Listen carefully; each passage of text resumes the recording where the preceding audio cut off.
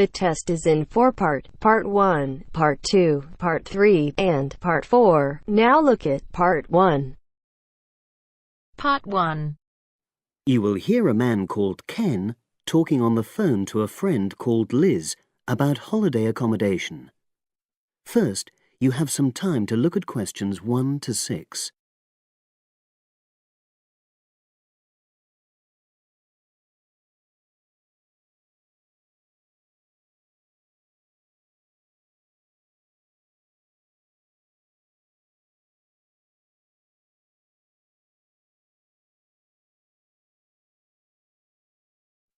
Now we shall begin. You should answer the questions as you listen because you will not hear the recording a second time. Listen carefully and answer questions 1 to 6.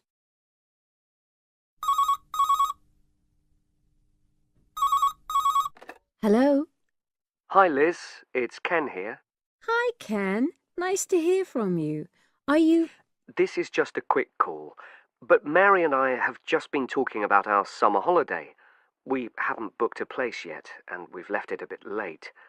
We were just wondering if you know of any holiday rentals in your area. It's so nice there. Well, yes. I can think of 2 or 3 places that are very nice. What dates have you got in mind?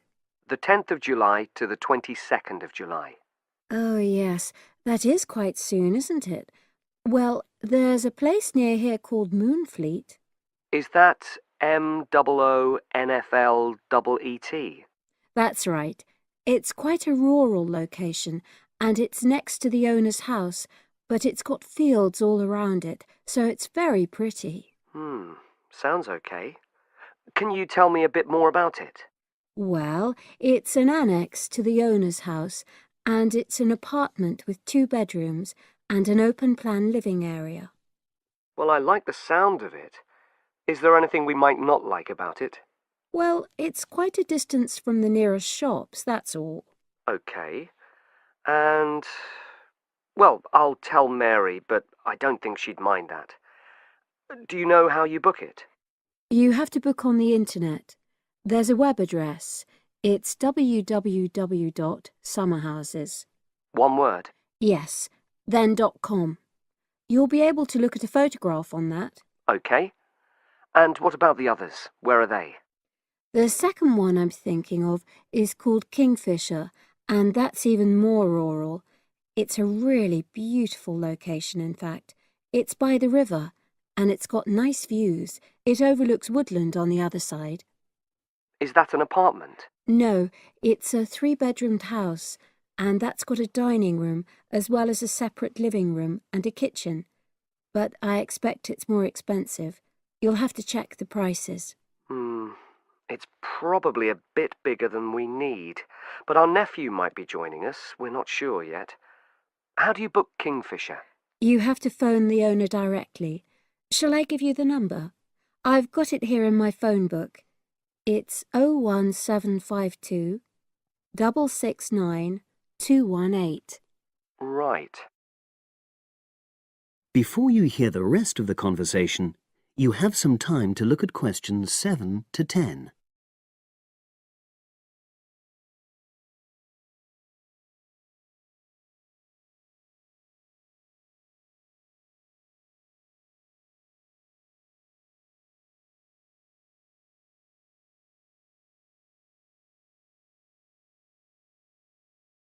Now listen and answer questions 7 to 10. And you mentioned a third place? Yes, there's a house that my sister stayed in last year. It's called Sunnybanks. Nice name. And the location of that one is rather different. It's in the centre of a village, but it's a very small and quaint place. Did your sister like it? Oh, yes. It's by the sea, so her children really loved it. What's the accommodation like?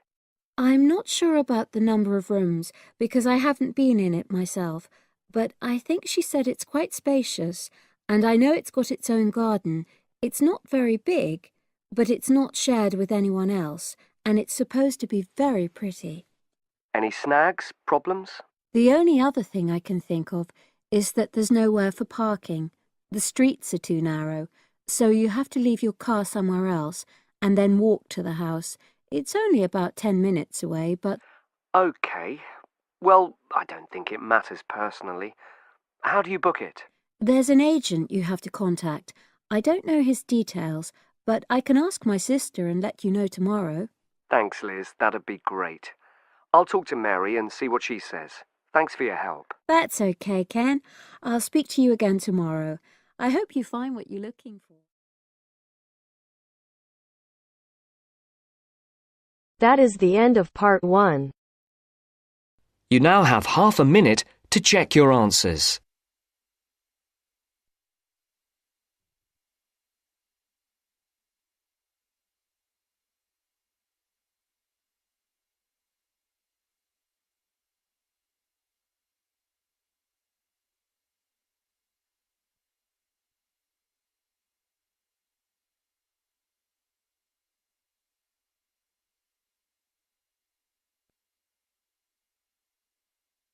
Now turns to part 2.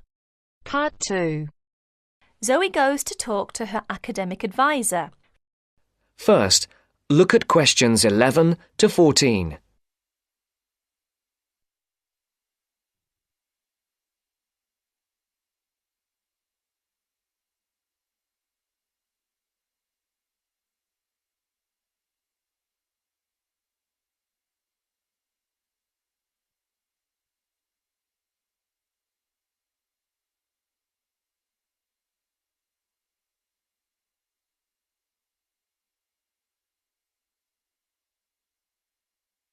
Listen carefully. How are you getting on, Zoe? Feeling at home yet? Well, more or less. There are still some things I need to buy, and I haven't found my way to all the facilities yet, but I really love the campus, and I've already made a few friends. Fantastic. Now let's see what we can do to get your studies off to the right start too. You're on the foundation course, so you can take up to 8 modules. What we advise is that you take 4 modules in the first semester and, assuming everything goes well, 4 in the second. Have you decided which you want to take in this semester? I haven't made my mind up yet. I can't decide whether to take Principles of Marketing or Introduction to International Trade. Well, that depends on your career goal. You're planning to work in the biotechnology sector, aren't you? Well, that's my present thinking, but I guess I might change my mind. Right, well, marketing is a broad general subject that you will find really useful in a number of careers. International trade, on the other hand, is more specific. That's fine if you're sure it's the sort of work you want to do. A lot of students start off thinking about that option because it seems glamorous, but marketing can also be an exciting career, and there's a wide choice of jobs. Maybe you ought to wait until your career ideas are a bit more definite before you go down that road. Yes, I see. I could take International Trade next year, couldn't I? Sure. You could do international finance as well. So, in your first semester, you've got Principles of Marketing, Introduction to Economics, Banking and Finance, and let's see, Principles of Financial Accounting. How do you feel about that as a package? It's okay, I think. Before the broadcast continues, look at questions 15 to 20.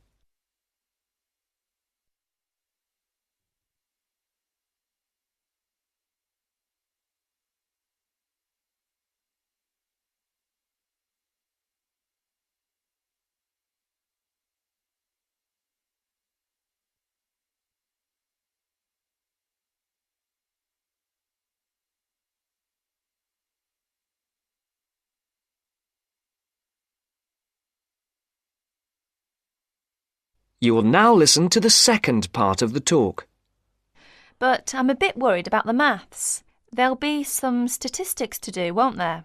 Basic statistics, yes, but nothing more difficult than your last year of school maths. I know, but our maths syllabus was a bit old-fashioned. Mostly algebra, geometry, trigonometry and stuff, hardly any stats. Right, well, it sounds as if you could do with the maths brush-up course. Can I arrange for you to attend just the classes on statistics, if you like? That'd be great. I didn't want to do the whole of maths again, but the stats classes would make me feel much more confident, thanks. Hang on a minute, there's one more thing. Your English. Now, you know you have to reach a satisfactory standard in English by the end of your first year to be allowed to go on to the main BSc course. Yeah, now I'm in an English-speaking environment and I have to speak English all the time. I'm sure I'll be all right. It certainly helps, but speaking isn't everything. You'll have to get your reading up to the standards where you can understand the books on your course reading list quickly. To get the information and ideas, you need to write your essays. That means you have to develop a high level of comprehension skills. You'll never get through the course material if you try to read the books intensively from cover to cover. That's why our language skills development program gives you a series of graded academic texts to study and answer questions on a limited time. You'll probably find it hard at first, having to work against the clock without a dictionary. How can I improve my skimming and scanning skills? Good question. For that, you'll have to do a range of specially designed exercises. Sometimes these will be from a transparency, because it is often how the lecture material is presented. Sometimes I think I'll never learn all the vocabulary. English is such an enormous language. I know what you mean. English is the biggest language ever, at least 350,000 words. Even Winston Churchill only knew 60,000, so they say. But as an academic student, you can get a lot of help from the academic word list by Avril Coxhead of Victoria University. That's in Wellington, New Zealand. I've studied word lists, of course, but how does this one help? The academic word list is based on a survey of 3.5 million words of academic text. It contains 570 families of the words most commonly found in academic texts. Well, that's apart from the 2,000 most useful words in English. They come in a separate list. You can see copies of both in the library. You said word families. Do you mean words that are similar? In a way, yes. It means that all the different grammatical forms of a word are listed together, so you can see the nouns, verbs, adjectives, forms with prefixes and suffixes and so forth. It'll be clearer when you look at it. Anyway, Avril Coxhead gives you really great hints about how to learn the words, so it shouldn't be too daunting. The trouble is, I tend to forget the words I learn. Well, there are two ways you can tackle that. First, always try to learn the words in a context. Either learn a whole sentence using a word, or learn a phrase that the word typically comes in. We call phrases like that collocations. That's a new one on me. Collocations. I'd better make a note of it. You do that. You can find collocations in most modern dictionaries. Anyway, as I was saying, there's a second study aid I recommend for vocabulary learning. When you get an assignment, take a sheet of paper and write 4 headings. Words I can use, words I can recognise but can't use, words I'm not sure of, words I don't know. Don't bother with the simple words, of course. Then go back after 2 weeks and look at the list again. Can you move any of the words into a better column? That is the end of part 2.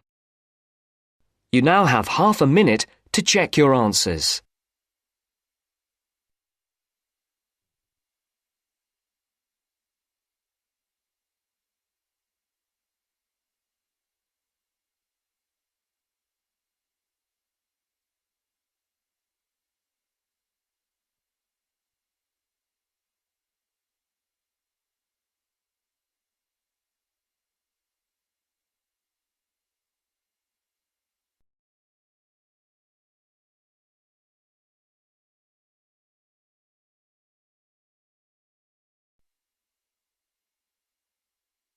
Now turns to part 3. Part 3. The next important development in how history is recorded came with print. First, you have some time to look at questions 21 to 25.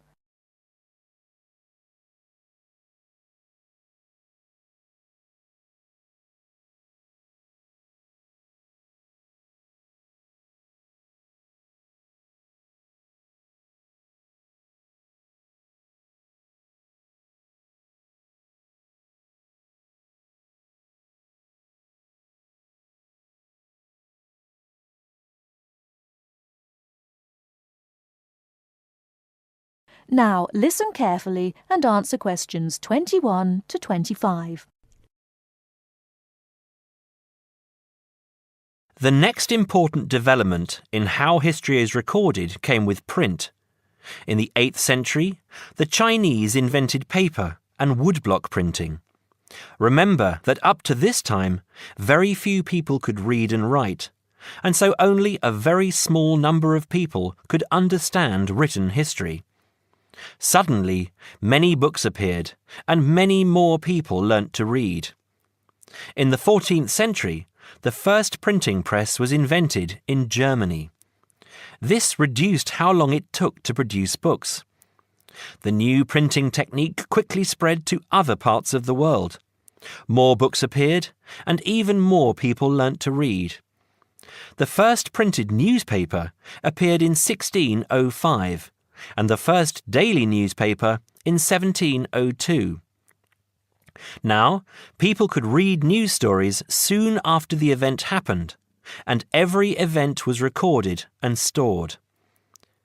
The problem with newspaper history is that newspaper reporters could tell the stories they wanted to tell, and not necessarily the truth. Photography was the next important development. We generally agree that photography was born in 1839.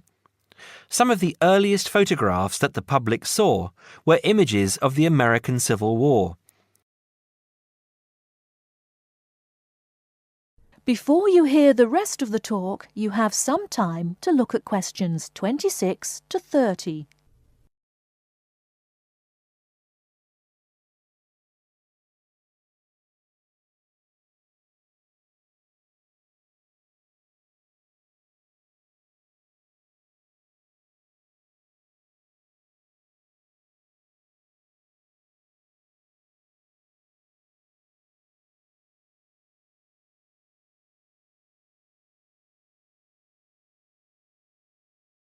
Now listen and answer questions 26 to 30.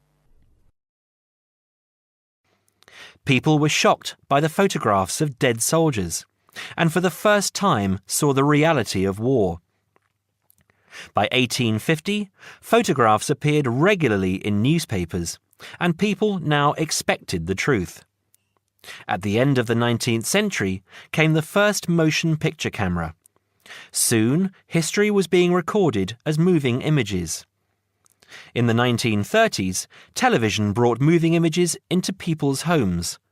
More and more people saw history as it happened, and more history was recorded. Today, of course, we expect that every event in the world is recorded. Satellite TV and the Internet allow people to watch any event, anywhere in the world, as it happens. It doesn't matter if the TV cameras are not there. People carry around mobile phones and can record any incident and then share it online. Families have their own video cameras and record their own history. Children now grow up watching their parents and grandparents on film.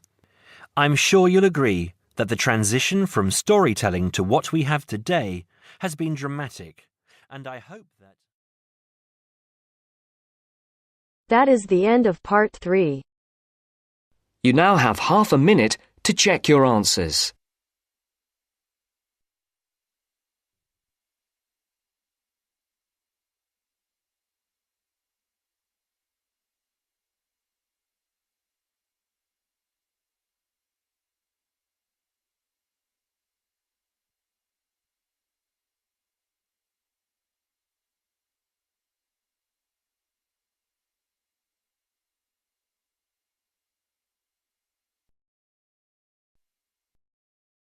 Now turns to part 4.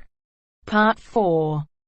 You will hear a talk about the pitfalls and pleasures of being a postgraduate student. Look at questions 32 to 37.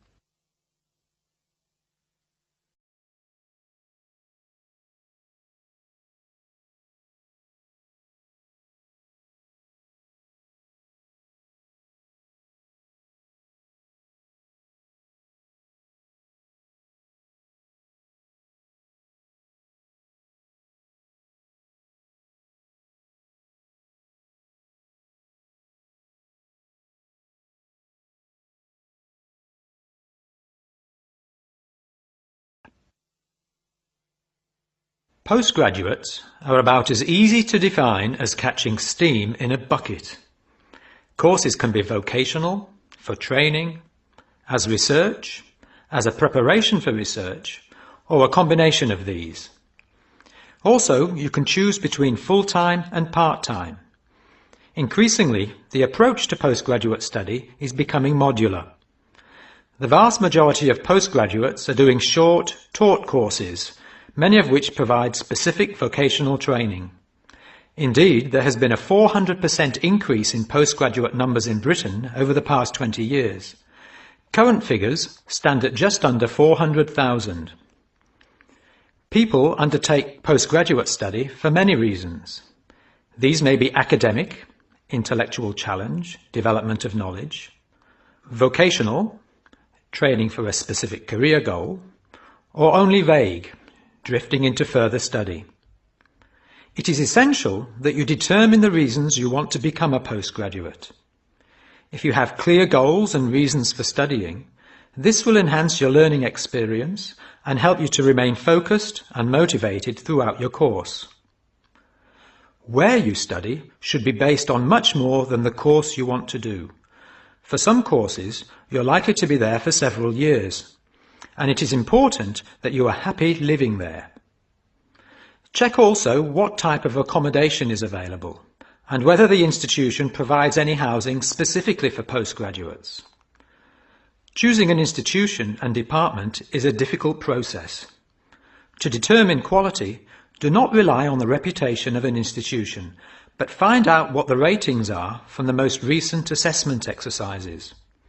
Find out about the staff, their reputation, competence, enthusiasm, and friendliness. Visit the department if possible and talk to existing postgraduates about their experience, satisfaction, comments and complaints.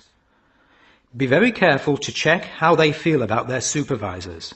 Also, check what facilities are available, both at an institutional level, for example libraries, laboratory and computing facilities, and in the department, for example study room, desk, photocopying, secretarial support, etc. Everyone will have their own priorities here. I am always anxious to check the computer support available and regard it as slightly more important than library access. Your working environment and the support available to you plays an essential part in making your work as a postgraduate a positive experience. Life as a postgraduate can be very different to your other experiences of education. Things that can distinguish your experience are the level of study, independence of working, intensity of the course, the demands on your time, and often the fact that you're older than the majority of students. These factors can contribute to making you feel isolated. However, there are several ways you can make sure that this is either short-lived or does not happen at all. Many student unions have postgraduate societies that organise social events and may also provide representation for postgraduates to both the student union and the institution. Departments can also help to create a sense of identity and community, and often have discussion groups available. Don't be afraid to talk to staff about any difficulties you might be having. Of course, universities provide counselling services, but we have found that the best advice comes from talking to other postgraduates who may have faced similar difficulties. Look at questions 38 to 40.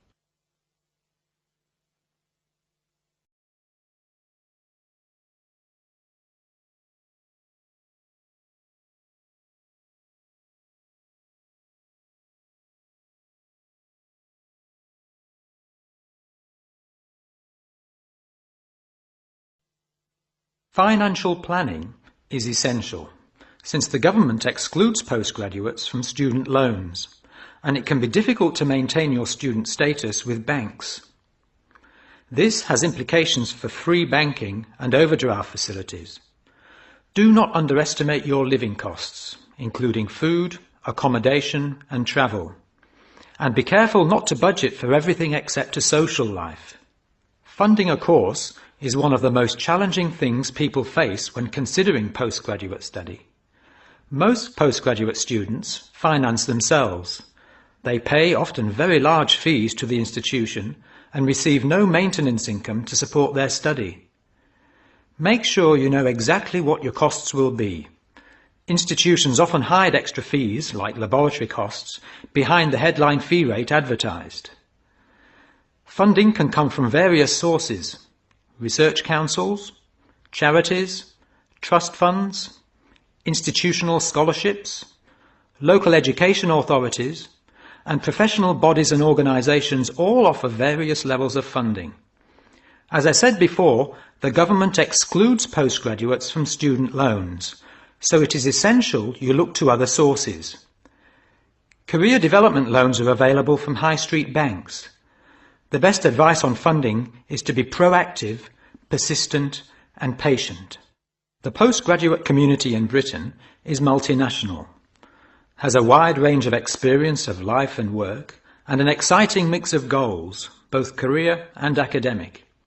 Being a postgraduate student should be a productive and fulfilling thing to do, and you will become part of a diverse and motivated social group. That is the end of part 4. You now have half a minute to check your answers.